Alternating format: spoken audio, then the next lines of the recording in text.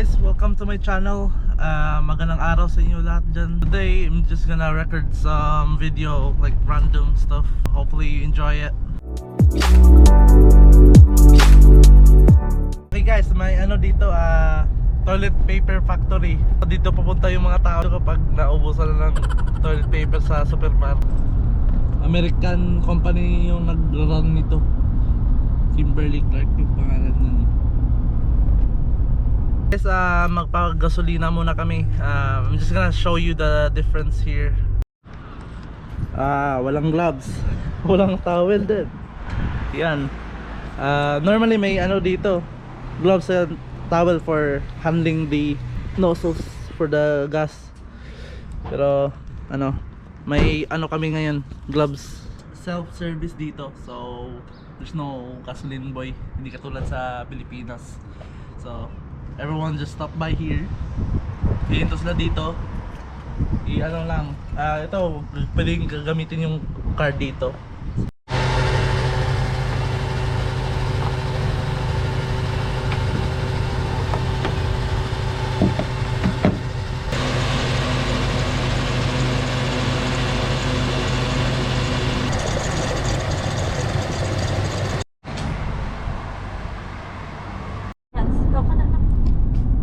As you can see guys, nabusan yung dispenser ng towel and gloves. So you know what's going on right now with the virus around.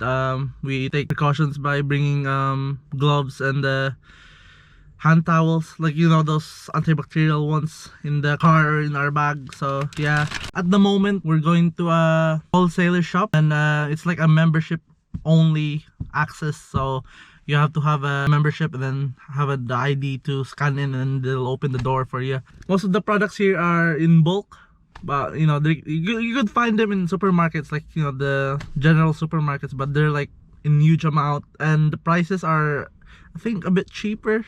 Yeah, cheaper than the supermarket counterparts, so which is good, but it's a membership only. Papasok na kami.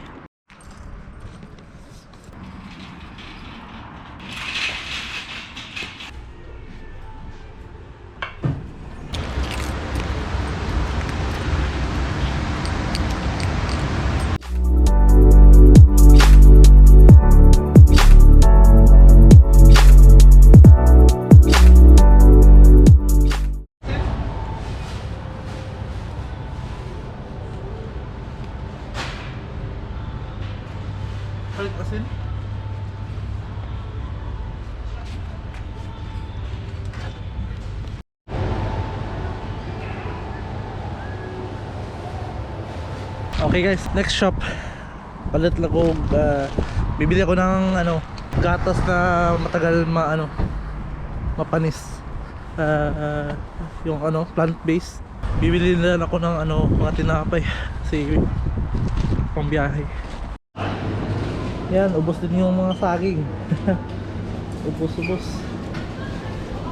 Ito, plant-based to guys. So bibili ako nito. Matagal to expire.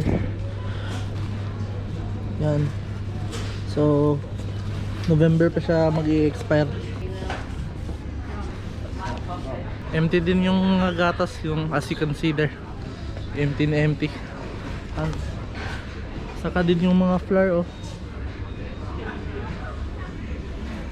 Yung lahat ng mga tao dito nagpa-panic buying. May ipapakita ko sa inyo, very obvious kung anong itsura.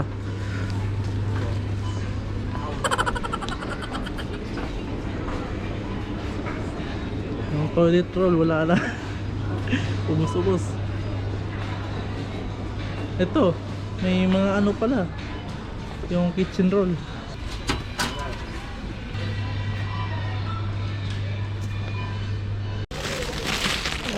Individualized, so hindi na kami ganda yung individualized. Okay guys, nabili ko na yung lahat na bilhin. So yeah, chip in lang until the lockdown, because for me, in my opinion, inevitable yung lockdown dito eh. Cases are still rising. deaths as well, and it's very scary to go out, but government here hasn't like shut down schools, establishments, so yeah, we'll be forced to get out and do the usual thing like work, school. Hopefully you guys are alright there as well, because we're gonna try our best here as well in the other part of the world. So yeah, okay, thank you for watching guys, see ya.